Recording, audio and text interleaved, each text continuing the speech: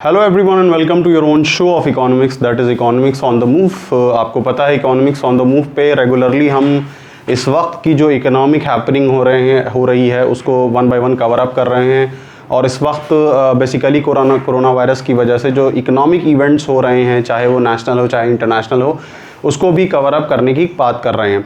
अब देखिए, reserve bank of India की अगर हम बात करें, जो कि एक सेंट्रल बैंक है, अभी लेटेस्ट में उसने लास्ट मंथ में एक नया टूल अपनी मॉनेटरी पॉलिसी में ऐड किया जिसको हम लॉन्ग टर्म रेपो ऑपरेशंस कहते हैं। ये क्या होता है, इसमें कौन कौन सी चीज़ें होती हैं जो इम्पॉर्टेंट है, जो समझने वाली हैं, तो आज बेसिकली हम इसी चीज़ों को समझने की कोशिश करेंगे। क्योंकि आपको पता है कि अभी लेटेस्ट में रिजर्व बैंक ऑफ इंडिया ने रिवर्स रेपो रेट को कट करने को कहा है। वो क्या है, उससे क्या मतलब उसको आम जन के लिए उसको कैसे समझा जाएगा। तो पहले आपको लॉन्ग टर्म रेपो ऑपरेशंस को समझना पड़ेगा। ये बहुत सिंपल है और मैं सारे लोगों से ये रिक्वेस्ट करता हूँ कि आप इसको एंड तक देखिएगा तो बहुत आराम से इसको समझ में आ जाएगा। मैं बहुत ही सिंप्लीफाइड वे में पूरी बात को आपको समझाऊंगा। तो चलिए स्टार्ट करते हैं और देखते हैं कि ये long term repo operations basically क्या है।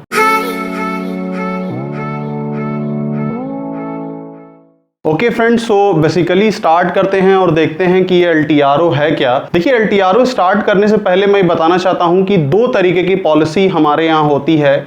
एक पॉलिसी वो होती है जिसको हम मॉनेटरी पॉलिसी कहते हैं, दूसरी पॉलिसी वो होती है जिसको हम फिस्कल पॉलिसी कहते हैं। अब मॉनेटरी पॉलिसी में मॉनेटरी वर्ड से ही आप समझ रहे होंगे कि एक ऐसी पॉलिसी है जो कि पैसे से इसका लेना देना है। तो पैसे से लेना देना है तो सबसे बड़ी संस्था या सबसे बड़ा विभाग जो पैसे के लिए जिम्मेदार होता है हमारे यहाँ, वो रिजर्व बैंक ऑफ इंडिया है, जो पूरे पैसे पे कंट्रोल करता है कि कितना पैसा मार्केट में आएगा, कितनी नोटें छपेंगी और इस तरीके की जितनी भी चीज़ें होती हैं, पैसे को कितना कंट्रोल किया जाए। दाम अगर बढ़ रहे हैं तो ये संस्था या विभाग सबसे पहले आगे आके डिसीजन लेती है, या फिर अगर इकोनॉमी बहुत स्लो जा रही है तो उसमें कुछ ऐसा किया जाए ताकि इकोनॉमी बेटर वे में परफॉर्म करे। तो ये हम कहेंगे कि बेसिकली ये वो मॉनेटरी पॉलिसी है जिसको reserve bank of India control करता है। साथ ही साथ अगर हम फिस्कल पॉलिसी की बात करें तो फिस्कल पॉलिसी एक ऐसी पॉलिसी होती है जो बेसिकली गवर्नमेंट से रिलेटेड है। गवर्नमेंट एक्सपेंडिचर्स और रेवेन्यूज और डेट और टैक्स वगैरह कितना बढ़ाया जाए घटाया जाए, ये सब कुछ सरकार डिसीजन लेती है। तो यहाँ पे हमको मॉनेटरी पॉलिसी पे बात करना है कि मॉनेटरी पॉलिसी का जो टूल होता है। अब देखिए, अगर टूल की हम बात करें तो आरबीआई मनी की सप्लाई करने के लिए, यानी टेक्निकल थोड़ी सी डिस्कशन यहाँ पे हो जाएगा, लेकिन मैं उसको बहुत ही सिंप्लीफाइड वर्जन में करने की कोशिश करूंगा कि आरबीआई का अपना कुछ मॉनेटरी टूल्स होता है। उस मॉनेटरी टूल्स को समझना हो तो मैं आपसे रिक्वेस्ट करता हूं कि आप मैक्रो इकोनॉमिक्स के हमारे चैप्टर बैंकिंग पोर्शन को जाके देखिए, जहां पे हमने सीआरआर, एसएलआर और ये जितने भी टूल्स होते हैं क्वालिटेटिव और क्वांटिटेटिव आरबीआई के, बहुत सिंपल तरीके से मैंने बताया, आपको सब कुछ समझ में आ जाएगा। तो उस टूल में, यानी वो बेसिकली मतलब मॉनेटरी पॉलिसी को अच्छी तरीके से इंप्लीमेंट करने के लिए आरबीआई ने उसमें एक नई चीज इंट्रोड्यूस्ड यहाँ पे की है जिसको हम लॉन्ग टर्म रेपो ऑपरेशंस कहते हैं। ये क्या होता है, किस लिए होता है, बहुत सिंपल है, इसको हम स्टार्ट करते हैं। देखिए, The Reserve Bank of India on March 27 introduced the targeted long-term repo operations to enhance liquidity in the system. अब देखिए यहाँ पे क्या है कि रिजर्व बैंक ऑफ इंडिया ने 27 मार्च 2020 को एक नया सिस्टम इंप्लीमेंट किया, एक नई चीज़ मार्केट में लाई है, या फिर एक कहा जाए कि एक मॉनेटरी पॉलिसी में एक नया चीज़ ऐड किया है जिसको हम लॉन्ग टर्म रेपो ऑपरेशन कहते हैं, जिसको हम targeted long term repo operations भी कहते हैं, टीएलटीआरओज भी कहते हैं। इसको लाने का मकसद क्या था? To enhance liquidity in the system. अब देखिए, ये वर्ड जो होता है लिक्विडिटी, आप लोग बहुत सुनते होंगे, लिक्विडिटी बार बार ये वर्ड आता रहता है। आरबीआई और गवर्नमेंट दोनों इस बात को करती रहती है। तो लिक्विडिटी की जब हम डिस्कशन करते हैं तो लिक्विडिटी का मतलब ये होता है कि यहाँ सिंपल आप समझ लीजिए कि पैसे की बात हो रही है, कितना पैसा मार्केट के अंदर पुश होना चाहिए, कितना पैसा मार्केट के अंदर जाना चाहिए। अब पैसा मार्केट के अंदर जाने का यहाँ पे सिंपल मतलब ये है कि अगर मार्केट में पैसा रहेगा, इसका मतलब कमर्शियल बैंक वो पैसा पास करेंगे नॉर्मल कंज्यूमर्स को या कस्टमर्स को। तो नॉर्मल कस्टमर्स जो होता है वो पैसे को लेके इन्वेस्ट करेगा, उसके बाद जहां पे इन्वेस्टमेंट कर रहे हैं वहां पे कुछ लोग काम करेंगे, लोगों के पास पैसा आएगा, लोग डिमांड करेंगे सामानों की, यानी ये जो व्हील होती है प्रॉपरली चलती रहेगी।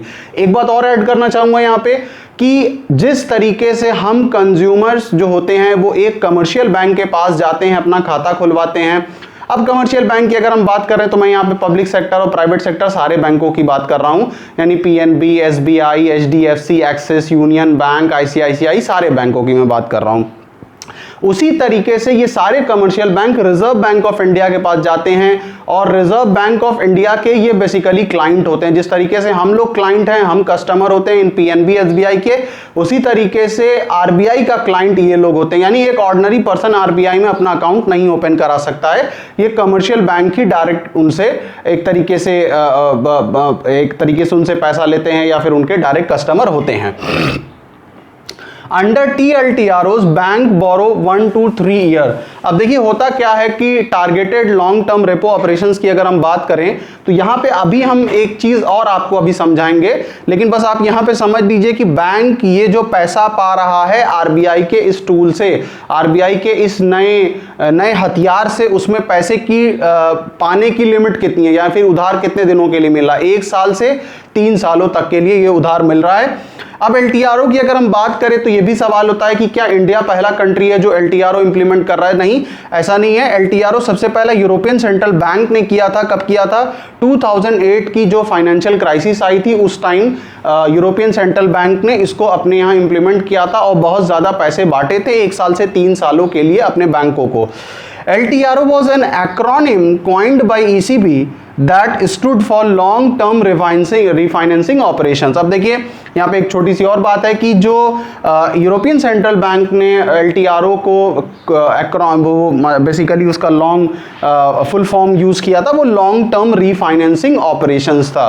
तो यहाँ पे क्या बात आपको याद रखना है कि LTRO सबसे पहले 27 मार्च में हुआ। क्यों हुआ था? लिक्विडिटी सिस्टम में बेसिकली फ्लो कराने के लिए की गई थी।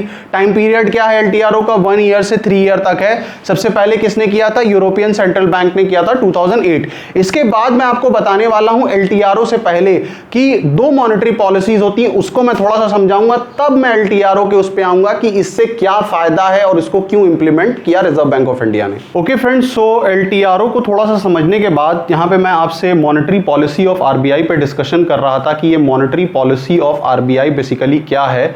तो यहाँ पे देखिए क्वांटिटेटिव और क्वालिटेटिव टूल्स, ये 2 टूल्स होते हैं, यानी ये 2 हथियार हैं जिसके थ्रू आरबीआई पैसे का आदान प्रदान पे कंट्रोल करती है, या फिर ये कहा जाए कि अर्थव्यवस्था को कैसे कंट्रोल किया जाए, उसमें ये क्वांटिटेटिव और क्वालिटेटिव टूल्स होते हैं जिसके थ्रू आरबीआई इसको पूरा संभालती है। मैं फिर से कह रहा हूं कि अगर इसको आप डिटेल में समझना चाहते हो तो हमारे मैक्रो इकोनॉमिक सीरीज पे जाइए, जहां पे हमने बैंकिंग का डिस्कशन किया है, वहां पे इस चीज का डिस्कशन हो रहा है। अब देखिए यहाँ पे क्वांटिटेटिव टूल्स की जब हम बात करते हैं तो यहाँ पे कई टूल्स होते हैं, जैसे कैश रिजर्व रेशियो है, statutory liquidity ratio, bank rate, repo rate, reverse repo rate, open market operation, ये क्वांटिटेटिव टूल्स होते हैं। और साथ ही साथ क्वालिटेटिव हैं, जैसे margin requirement, rationing of credit, moral suasion. अब मैं इसकी बहुत डेप्थ में तो यहाँ पे नहीं जाऊंगा, बस मैं आपको दिखाना चाहता था कि ये कौन कौन से क्वांटिटेटिव टूल्स हैं और क्वालिटेटिव टूल्स हैं। अब मैं जिस चीज़ की तरफ इशारा करने वाला हूँ या फिर जो आगे डिस्कशन करने वाला हूँ वो बेसिकली रेपो रेट और रिवर्स रेपो रेट है, और उसी से फिर मैं आपको LTRO को समझाऊंगा। ओके फ्रेंड्स, आगे आ जाते हैं। बेसिकली अभी मैंने आपको बताया कि जो मॉनेटरी पॉलिसी है उसके क्वांटिटेटिव और क्वालिटेटिव क्या क्या टूल होते हैं। अब थोड़ा सा सबसे इम्पॉर्टेंट जो डिस्कशन है वो मैं आपको समझाना चाहूँगा ताकि चीज़ें आपको और क्लियर हो जाए, जो कि यहाँ पे रेपो रेट और रिवर्स रेपो रेट है। रेपो रेट को बहुत ध्यान से, बहुत आराम से, बहुत सुकून से समझिएगा, बहुत सिंपल है, आपको LTRO भी समझ में आ जाएगा। देखिए यहाँ पे क्या लिखा है कि repo rate is the rate at which RBI lends money to the commercial bank. अब देखिए मैंने आपको यहाँ पे ऑलरेडी एक बात बता दी है कि जिस तरीके से हम और आप जो इस वीडियो को देख रहे हैं वो कमर्शियल बैंक के क्लाइंट या कस्टमर होते हैं, उसी तरीके से रिजर्व बैंक ऑफ इंडिया का क्लाइंट या कस्टमर क्या होता है? कमर्शियल बैंक होते हैं, जैसे पीएनबी, एसबीआई, आईसीआईसीआई, इस तरीके के जितने बैंक होते हैं। तो यहाँ पे लिखा है कि repo rate is the rate at which RBI lends money to the commercial bank. यानी कहने का मतलब होता है जिस तरीके से कमर्शियल बैंक एक आम इंसान को लोन जब देता है तो उस लोन पे इंटरेस्ट चार्ज करता है, उसी तरीके से रिजर्व बैंक ऑफ इंडिया जब कमर्शियल बैंक को लोन देता है तो वो भी इंटरेस्ट चार्ज करता है, वो फ्री में नहीं देता है। ठीक है, तो यहाँ पे क्या लिखा है कि ये वो रेट होता है at which RBI lends money to the commercial bank. Lends मतलब किसी को देना, उधार में कोई पैसा देना, money to the commercial bank, यानी ये वो रेट होता है या फिर वो ब्याज दर है जिस ब्याज दर पे आरबीआई कमर्शियल बैंक को पैसा देता है। अब देखिए यहाँ पे क्या लिखा है कि repo rate is also called as a repurchase agreement. अब इसको रीपर्चेज एग्रीमेंट क्यों कहते हैं, इसको थोड़ा समझते हैं। अब देखिए रेपो रेट को हम ओवरनाइट फंड भी कहते हैं, यानी अचानक से जब कमर्शियल बैंक को पैसे की ज़रूरत पड़ जाती है तो वो रिजर्व बैंक ऑफ इंडिया से उधार पे पैसा मांगता है 7 दिन, 14 दिन या फिर 28 दिनों के लिए। इसमें होता क्या है कि जैसे मान लीजिए कि फॉर लेट सपोज कि हम मान लेते हैं कि मैं एक रिजर्व बैंक ऑफ इंडिया हूं और आप जितने लोग इस लेक्चर को सुन रहे हैं आप कमर्शियल बैंक हैं। आप लोग मेरे पास आओगे तो मैं आपको लोन दे दूंगा, लेकिन आपको पता है कि सिंपल सी बात है कि लोन की अपनी एक प्रक्रिया होती है। जब भी आप लोन लेने जाते हो तो लोन लेने के लिए आपको कोई सर्टिफिकेट जमा करना पड़ता है, कुछ प्रॉपर्टी का पेपर जमा करना पड़ता है या फिर कोई एसेट का पेपर जमा करना पड़ता है। तो इसी तरीके से आप जो कि कमर्शियल बैंक हैं और मैं जो कि सेंट्रल बैंक या फिर आरबीआई हूं, तो आप मेरे पास जब लोन लेने आओगे तो मैं उस लोन को तो वापस कर दूंगा, लेकिन उसके बदले मैं आपसे कोलैटरल मांगूंगा। तो यहां पे मैंने क्या लिखा है कि government security is kept as a collateral. Collateral मतलब यहां पे सिक्योरिटी की बात की जा रही है। तो यहां पे आप जो मेरे पास आओगे लोन मांगने, मैं लोन तो दे दूंगा लेकिन उसके बदले आपको बेसिकली अपनी गवर्नमेंट सिक्योरिटी मेरे पास जमा करना पड़ेगा। अब देखिए इसका तरीका क्या होता है कि जैसे मान लीजिए कि आप आए और आपने 100 करोड़ का लोन मुझसे मांगा, मैंने 100 करोड़ का लोन आपको दे दिया। अब उस 100 करोड़ के लोन के बदले आपने अपनी सिक्योरिटी मेरे पास जमा की है और 7 दिन बाद आपको उस सिक्योरिटी को वापस खरीदना होता है। तो आप जब आओगे वापस ये सिक्योरिटी को खरीदने के लिए तो मैं 100 रुपए में उस सिक्योरिटी को नहीं दूंगा, बल्कि इस सिक्योरिटी को खरीदने के लिए आपको 108 रुपया पे करना पड़ेगा। यानी ये जो 8 करोड़ है या फिर 8 रुपया है, जो भी समझ लीजिए, वो मेरा यानी आरबीआई यानी सेंट्रल बैंक का मुनाफा होता है। यहाँ पे एक और बात यह कि minimum order under repo rate is 5 crore. यानी ऐसा नहीं हो सकता है कि आप 500 रुपया या 5,000 या 50,000 या 5 लाख रुपया मांगने के लिए आप रिजर्व बैंक ऑफ इंडिया के पास कोई कमर्शियल बैंक जाता है, बल्कि वो जो मिनिमम अमाउंट है वो क्या है, मिनिमम अमाउंट जो है वो 5 करोड़ की होती है। इसके बाद इसमें एक और चीज है कि द यूजुअल ड्यूरेशन इज 7, 14 और 28 डेज। अभी जो बात मैं कह रहा था कि जब एक commercial bank reserve bank of India के पास जाता है, लोन मांगता है, तो उसमें टाइम पीरियड कितना होता है, 7 दिन, 14 दिन या फिर 28 दिनों का ये वक्त होता है। तो ये बेसिकली रेपो रेट की बात थी कि रेपो रेट वो ब्याज दर होता है जिस ब्याज दर पे रिजर्व बैंक ऑफ इंडिया हमारे कमर्शियल बैंक को लोन देता है। इस चार्ट से भी आप समझ सकते हो, मान लेते हैं कि ये हमारा आरबीआई है और ये हमारा कमर्शियल बैंक्स होता है। तो होता क्या है कि आरबीआई जब इनको पैसा देता है तो उसके बदले ये बैंक क्या करते हैं, फाइनेंशियल सिक्योरिटीज यहाँ पे जमा करते हैं। 7 दिन, 14 दिन या फिर 28 दिनों के बाद ये सिक्योरिटी को यहाँ से वापस जाने के लिए, जैसे मैंने बोला कि अगर 1000 करोड़ का लोन दिया गया है तो उस पर 1008 करोड़ क्या वापस इस फाइनेंशियल पेपर को खरीदना पड़ेगा, बिकॉज ऑफ द रीजन कि यही तो आरबीआई का प्रॉफिट होता है जो हम कह सकते हैं। यानी कहने का मतलब ये कि 7 दिनों या 14 दिनों या 28 दिनों के लिए, जितने दिनों के लिए भी कमर्शियल बैंक्स इस सिक्योरिटीज़ को खरीद रहे हैं, इस लोन ले रहे हैं, उस लोन से उनको अपने कस्टमर को पेमेंट करना होता है या फिर अपने दूसरे खर्चे पे करने होते हैं, तो उन खर्चों के लिए वो आरबीआई से यहाँ पे लोन रेपो रेट के फॉर्म में मांगती है। अब अगर हम रिवर्स रेपो रेट की बात करें कि रिवर्स रेपो रेट क्या होता है, तो आप ये समझ लीजिए कि रिवर्स रेपो रेट का उल्टा होता है। रिवर्स रेपो रेट क्या होता है, reverse repo rate is opposite of repo rate. यानी जिस तरीके से commercial bank reserve bank of India से लोन मांगते हैं, कभी कभी ऐसा भी होता है कि रिजर्व बैंक ऑफ इंडिया को लोन की जरूरत पड़ जाती है और वो कमर्शियल बैंक से ले रहा होगा। आपको ये बात बड़ी अटपटी लग रही होगी और आप सोच रहे होंगे कि भाई रिजर्व बैंक ऑफ इंडिया जो है वही तो नोट छापता है, तो उसको क्या जरूरत है कमर्शियल बैंक से लेने के लिए। हम नेक्स्ट वीडियो में भी इसका डिस्कशन करने वाले हैं कि ऐसा क्यों नहीं होता है कि रिजर्व बैंक ऑफ इंडिया बहुत सारी नोटें छाप दे और सबको नोटें बांट दें। उसके पीछे अपना एक रीजन होता है, उस रीजन को हम नेक्स्ट वीडियो में लेके आएंगे। अभी के लिए बस ये याद रखिएगा कि जिस तरीके से कमर्शियल बैंक को लोन की जरूरत है तो वो आरबीआई के पास जाता है, तो आरबीआई को भी अगर पैसे की जरूरत है तो वो कमर्शियल बैंक से रिक्वेस्ट करता है कि हमें कुछ लोन चाहिए। तो ये रेपो रेट और रिवर्स रेपो रेट की बात थी। इसमें कुछ और टेक्निकलिटी है जो मैं आगे आपके साथ डिस्कस करना चाहता हूं, जो मैं आगे इस पे डिस्कशन करूंगा। ओके गाइज, हमने यहाँ पे रेपो रेट और रिवर्स रेपो रेट को डिस्कस कर लिया है। अब देखते हैं कि मॉनेटरी पॉलिसी बेसिकली कैसे फंक्शन करती है, मॉनेटरी पॉलिसी कैसे इम्प्लीमेंट किया जाता है तो उसका ज़मीनी इम्प्लीमेंटेशन किस तरीके से दिखता है, और उससे हम LTRO को समझने की कोशिश करेंगे। अब देखिए होता क्या है कि रिजर्व बैंक ऑफ इंडिया अगर कोई मॉनेटरी पॉलिसी इम्प्लीमेंट करती है, यानी रेपो रेट को बढ़ाती है या घटाती है, इस टाइप की कुछ भी चीज़ें करती है, तो RBI कमर्शियल बैंक को पास करती है और कमर्शियल बैंक हमारा कस्टमर को पास करता है। आपने देखा होगा कि रिजर्व बैंक ऑफ इंडिया कहती है कि हमने रेपो रेट को 25 बेसिस पॉइंट से कम कर दिया है या फिर घटा दिया है, बढ़ा दिया है, कुछ इस टाइप की बातें कर दी। अब 1 बेसिस पॉइंट जो होता है वो तकरीबन 0.000 समथिंग उसकी फिगर आती है, यानी पॉइंट्स में वो रेट्स ऑफ लेंडिंग अमाउंट को कम करते हैं, यानी जो ब्याज दर होती है वो बहुत पॉइंट में कम करते हैं, उसी के लिए वो टेक्निकली बेसिस पॉइंट का वर्ड यूज़ किया जाता है, BPS का। अब होता क्या है कि अगर मान लीजिए कि RBI ने कमर्शियल बैंक को जो लोन दिया, लेट सपोज वो लोन दिया, तो उस लोन का जो इंटरेस्ट रेट था वो मान लीजिए कम कर दिया। ये कहा कि पहले हम आपको 100 रुपए का लोन देते थे तो 4 रुपए उस पर इंटरेस्ट लिया करते थे, अब हम 100 रुपए के लोन पे 3.5 रुपए इंटरेस्ट लेंगे। यानी कहने का मतलब है कि कमर्शियल बैंक को जो लोन मिलेगा वो सस्ता मिलेगा। अब कमर्शियल बैंक इस लोन को जब कस्टमर को फॉरवर्ड करे या कस्टमर को आगे बढ़ाए, तो सही बात यह है कि उसको भी कम ब्याज दर लेना चाहिए, या फिर कहा जाए कि कम पैसे में उस लोन को देना चाहिए। अब इसको थोड़ा सा सिंपल अंदाज में मैं कर दे रहा हूं कि यहाँ पे बैंक जो होता है, जिस तरीके से एक दुकान है, लेट सपोज कि एक रेस्टोरेंट है, वो रेस्टोरेंट अगर एक सामान को बेचता है तो वो कहता है कि हमारा ये प्रोडक्ट है, कि हम चाइनीज़ भी बेचते हैं, हम कॉन्टिनेंटल भी बेचते हैं, हम इंडियन भी बेच रहे हैं, हमें लंच भी करा रहे हैं, हम डिनर भी करा रहे हैं।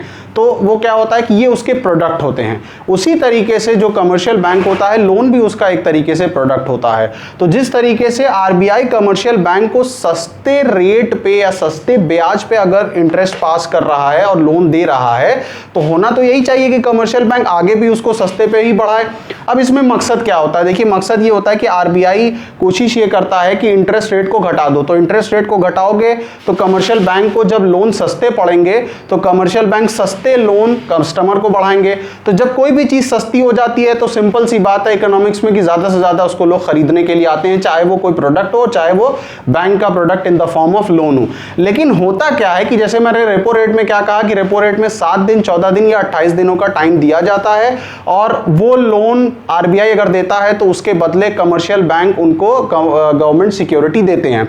एक चीज मैं जो यहाँ पे और बता देता हूं कि ऐसा नहीं है कि वो गवर्नमेंट सिक्योरिटी खरीदने की कमर्शियल बैंक के ऊपर बहुत ही कोई कंपल्शन होता है। अगर लेट सपोज कि कमर्शियल बैंक वो सिक्योरिटी को वापस नहीं खरीदेंगे तो सरकार क्या करती है, वो सिक्योरिटी को उठा के किसी और को बेच देती है। यहां पे एक और बात बता दे रहा हूं कि RBI के क्लाइंट या कस्टमर सिर्फ कमर्शियल बैंक नहीं होते हैं, state government, central government, financial institutions वगैरह ये सब उनके क्लाइंट होते हैं। जैसे कि मान लीजिए कमर्शियल बैंक किसी को लोन देता है, उसके बदले घर का कागजात मांग रहा है या फिर कोई सिक्योरिटी का पेपर मांग रहा है, कोई एसेट का पेपर मांग रहा है, कल को वो कस्टमर डिफॉल्ट कर गया, दिवाला निकल गया, नहीं पे कर पाया, तो कमर्शियल बैंक क्या करेगा, उसकी एसेट उठा के बेच देगा। वही काम RBI यहां पे एक तरीके से सिंपली आप कर सकते हो। अब देखिए होता क्या है, जैसे जो बात मैं समझाना चाह रहा था कि RBI असल में रेट ऑफ इंटरेस्ट को फॉल इसलिए कराता है ताकि कमर्शियल बैंक भी सस्ता लोन कस्टमर को आगे बढ़ाएं, ज़्यादा से ज़्यादा लोग लोन लेने आए, ज़्यादा से ज़्यादा इकोनॉमी के अंदर पैसा इन्वॉल्व हो, ज़्यादा कंस्ट्रक्शन हो, ज़्यादा मैन्युफैक्चरिंग हो, ज़्यादा लोगों को नौकरियां मिले, और इकोनॉमी जो अपनी स्लो सिचुएशन में जा रही है वो धीमे धीमे धीमे धीमे ऊपर उठ जाए। लेकिन होता क्या है कि मॉनेटरी पॉलिसी को कमर्शियल बैंक कभी कभी नहीं फॉलो करते हैं। वो क्या करते हैं कि सस्ते ना लोन दे के बल्कि उसका रेट जो होता है वो बढ़ा देते हैं। तो जब ऐसी सिचुएशन कर देते हैं तो RBI की जो मॉनेटरी पॉलिसी जो होती है वो फॉलो नहीं हो पाती या फिर उसका ऑब्जेक्टिव फुलफिल नहीं हो पाता है। अब कमर्शियल बैंक ऐसा क्यों करते हैं ये भी थोड़ा समझ लेते हैं। देखिए होता क्या है कि कमर्शियल बैंक, अभी मैंने बोला कि उनका प्रोडक्ट एक लोन होता है। अब लोन जब वो सामने वाले को ऑफर करते हैं तो ऑब्वियस सी बात है कि लोन जब ऑफर करेंगे तो उस पर उनको भी मुनाफा चाहिए, और जब मुनाफा वगैरह मिलेगा तभी वो RBI से वापस अपनी सिक्योरिटी को खरीद पाएंगे। तो कोई भी कमर्शियल बैंक जब लोन ऑफर करता है उस वक्त वो एक काउंटिंग करता है, यानी वो इस चीज को दौड़ता है कि इस पर्टिकुलर प्रोडक्ट का असल में दाम क्या है। जैसे मान लीजिए एक बंदा है वो बर्गर बनाता है, 100 रुपए का बर्गर बनाता है, तो ऐसा नहीं होगा कि वो 100 रुपए का बना के 100 रुपए का बेच भी देता है, ऐसा नहीं होता है, बल्कि वो 50 रुपए या 60 रुपए का बनाता है और 40 रुपए मुनाफा रखता है। अब 40 रुपए मुनाफा अगर रखेगा तो ऑब्वियस सी बात है कि वो सारी चीजों को जोड़ता है कि इसमें मेरी रॉ मटेरियल कितना लगा है, शेफ की सैलरी कितनी है, दुकान का रेंट कितना, इलेक्ट्रिसिटी चार्ज कितना, वो सारी चीजें जोड़ता है और कुछ मुनाफे पे रख के वो बर्गर को बेच देता है। उसी तरीके से हमारा कमर्शियल बैंक भी ये मुनाफा जोड़ता है, यानी अगर वो 100 रुपए का लोन किसी को दे रहा है, 5% इंटरेस्ट कैलकुलेट कर रहा है, तो ये देखता है और उसको टेक्निकली बैंक की लैंग्वेज में हम क्या कहते हैं, MCLR यानी marginal cost of fund based lending rate, यानी बाकायदा हमारा कमर्शियल बैंक ये काउंट करता है कि ये जो लोन दिया जा रहा है इसका दाम क्या है, जिसको हम कहते हैं कॉस्ट ऑफ लेंडिंग या कॉस्ट ऑफ बोरोइंग टेक्निकल जबान में कहते हैं, उसका दाम क्या है। उसके काउंट करने के 3-4 मोटे-मोटे तरीके हैं। सबसे पहले जो होता है वो हमारा कमर्शियल बैंक खर्चे जोड़ता है 3-4। जैसे पहला खर्चा क्या है, interest on deposits of customer. हम आप कमर्शियल बैंक में अपना सेविंग अकाउंट खुलाते हैं, वहां पे जाके पैसा जमा करते हैं, आपको पता है उस पैसे पे बैंक हमें इंटरेस्ट पे करता है। इसी वजह से कमर्शियल बैंक करंट अकाउंट को प्रमोट करते हैं और फिक्स डिपॉजिट्स को प्रमोट नहीं करते हैं, करंट अकाउंट पे उनको इंटरेस्ट नहीं पे करना पड़ता है। तो सबसे पहला जो खर्चा जो कमर्शियल बैंक के ऊपर रहता है वो क्या है कि वो इंटरेस्ट जो पे करता है अपने कस्टमर को। दूसरा खर्चा वो क्या काउंट करता है, have to maintain cash reserve ratio. अब देखिए क्या होता है कि reserve bank of India commercial bank से कहता है कि भैया अगर तुम्हारे पास 1000 करोड़ रुपया पड़ा हुआ है तो उसमें से कम 100 करोड़ रुपया तुम निकाल के किनारे रख लो, ताकि कल को अगर कोई परेशानी या आपदा आ जाए तो उस 100 करोड़ में से इस्तेमाल कर लेना, लेकिन वो 100 करोड़ ऐसा ही पड़ा रहेगा। जैसे आप और मेरे घर में होता है बहुत सारे पैसे घर की कहीं किसी कोने में पड़ा हुआ है, किसी को उससे मतलब ही नहीं होता है, वो तब इस्तेमाल किया जाता है जब कोई बहुत ही परेशानी आने वाली है। तो ये क्या होता है, have to maintain cash reserve ratio. Bank ये कहता है कि ये आइडल मनी होता है, ये बकवास मनी है, ये किसी काम का नहीं होता, हमारे लिए लॉस है, लेकिन क्योंकि आरबीआई ये कहता है तो उसको फॉलो करना होता है और ये भी एक तरीके का एक्सपेंस होता है कमर्शियल बैंक के लिए। थर्ड होता है ऑपरेटिंग कॉस्ट। बैंक अपनी ऑपरेटिंग कॉस्ट भी कैलकुलेट करता है, यानी बैंक अगर कहीं चल रहा है तो उसको वहां पे दुकान का मतलब उस पर्टिकुलर बिल्डिंग का रेंट पे करना है, सारे एम्प्लॉय की सैलरी पे करना है, इलेक्ट्रिसिटी चार्ज पे करना और बहुत सारे एक्सपेंसेस हैं जो कि उसको पे करने होते हैं। उसके बाद रिस्क इन्वॉल्व। ऑब्वियस सी बात है कि अगर कोई लोन दिया जा रहा है तो वो रिस्क को भी काउंट करता है कि कितना रिस्क इन्वॉल्व है। ऐसा तो नहीं कि सामने वाला बंदा लेके भाग जाए, और ज्यादातर रिस्क इसमें पर्सनल लोन में बहुत इन्वॉल्व होता है कि कोई बंदा है सैलरीड एम्प्लॉय है और पीएनबी में उसका बैंक अकाउंट है, वो गया कहा कि भाई साहब मुझे 10 लाख का लोन चाहिए है, कोई फंक्शन वगैरह है उसके लिए, तो बैंक तो दे देता है, लेकिन ऐसे लोन के साथ बहुत ज्यादा रिस्क इन्वॉल्व होता है। तो कहने का मतलब ये होता है कि कमर्शियल बैंक हम MCLR को काउंट करता है, वो काउंट करता है कि कितना कॉस्ट इन्वॉल्व हो रही है, कितना खर्चा हमारा आ रहा है, और उसी खर्चे के हिसाब से बेसिकली वो आगे लोन प्रोवाइड करता है। अब आपके दिमाग में ये आ रहा होगा कि MCLR का LTRO से क्या लेना देना। अब देखिए वापस हम ऊपर की तरफ आ जाते हैं कि रेपो रेट के केस में जब कमर्शियल बैंक लोन लिया करते थे तो 7 दिन 14 दिन या 28 दिन के अंदर उसको वापस करना पड़ता था। टाइम बहुत कम है, पैसा लिया है, तो अब वो क्या करेगा कि सोचेगा कि भैया एक 100 रुपए का जो हमने लोन लिया है उस पर 5% इंटरेस्ट पे करना है, तो एक काम करो कि 100 रुपए के लोन को जो आगे बढ़ाया जाएगा, जो आगे कस्टमर को दिया जाएगा, वो 5% ना 10% पे दो। तो आरबीआई तो ये सोचता है कि भैया हमने तो इंटरेस्ट रेट कम कर दिया, तो तुम क्यों नहीं कम कर रहे हो। तो कमर्शियल बैंक ये कहता है कि भैया हमारे बड़े खर्चे हैं, हम कर नहीं सकते, हमको 28 दिनों के अंदर या 14-7 दिनों के अंदर वापस करना है। तो रिजर्व बैंक ने बेसिकली LTRO की जो स्कीम इंप्लीमेंट की, उसमें यह कह दिया कि ठीक है हम तुम्हें 1 साल से 3 साल का वक्त दे देंगे, 1 साल से 3 साल का वक्त हम देंगे, इस टाइम पीरियड के बाद तुम हमारे लोन को वापस करना, लेकिन ये जो मॉनेटरी पॉलिसी है इस मॉनेटरी पॉलिसी को इंप्लीमेंट करो तुम अपने यहाँ। अगर हम ब्याज का दर कम कर रहे हैं तो तुम भी कम करो, क्योंकि अब हम तुमसे जल्दी पैसा नहीं मांग रहे हैं, 1 साल से 3 सालों का वक्त दिया जा रहा है। इसमें एक चीज और मैं जोड़ना चाहता हूं कि LTRO में 1 लाख करोड़ का अनाउंसमेंट आरबीआई ने किया है और 25,000 करोड़ करके 4 बार में उसकी बेसिकली बिडिंग कराने की बात है, यानी बोली, यानी आरबीआई ने कह दिया कि हम 50,000 करोड़ रुपया लोन देना चाहते हैं, तो बहुत सारे लोग उसमें आए, किसी ने कहा कि हमको चाहिए, किसी ने कहा कि हमको चाहिए। उसमें एक डिटेल है है जिसमें हम नहीं जाना चाहते हैं। मेन चीज हम ये समझाना चाह रहे थे कि LTRO है क्या और रेपो रेट से इसका क्या लेना दे रहा और MCLR से इसको क्यों जोड़ा गया है। मैं एक बार फिर से छोटा सा इसको रिवर्स करा दे रहा हूं कि MCLR बेसिकली वो कॉस्ट होती है जो जोड़ी जाती है, यानी किसी भी सामान को बनाने की लागत। तो बैंक के लिए जो उसका प्रोडक्ट होता है वो लोन होता है, तो MCLR के थ्रू उस लोन की वो कॉस्ट को ऐड करते हैं। तो LTRO के थ्रू RBI ने उनको बहुत टाइम दे दिया है, तो अब वो आराम से कम इंटरेस्ट पे आगे पैसा बढ़ाएंगे, कस्टमरों को देंगे, इकोनॉमी के अंदर पैसा फ्लो करेगा, कमर्शियल बैंक बहुत सारी जगहों पे भी इन्वेस्ट कर लेगा, उसके पास काफ़ी टाइम रहेगा, उसके थ्रू कमर्शियल बैंक को भी लॉस नहीं होगा और RBI की जो मॉनेटरी पॉलिसी रहेगी वो भी प्रॉपरली इंप्लीमेंट हो जाएगी। तो ये तो था LTRO जिस पे हमको डिस्कशन करना था। नेक्स्ट वीडियो में मैं RBI के रिवर्स रेपो रेट पे बात करने वाला हूं, जो कि अभी 4 से 5 दिन पहले RBI ने अनाउंसमेंट किया कि 25 बेसिस पॉइंट से 4% से 3.75 पे हमने अपना रिवर्स रेपो रेट ला दिया। इसका क्या मतलब है, इसका इकोनॉमिक्स से क्या लेना देना है। तब तक के लिए इकोनॉमिक्स ऑन द मूव को देखते रहिए, ज़्यादा से ज़्यादा हमारी वीडियोस को शेयर करिए, सब्सक्राइब करिए, जितने लोगों ने नहीं किया है वो सब्सक्राइब के साथ बेल आइकन को भी दबा दीजिए और ज़्यादा से ज़्यादा वीडियोस को शेयर और फॉरवर्ड करते रहिए। तो तब तक के लिए stay blessed guys and keep on watching economics on the move. Thank you.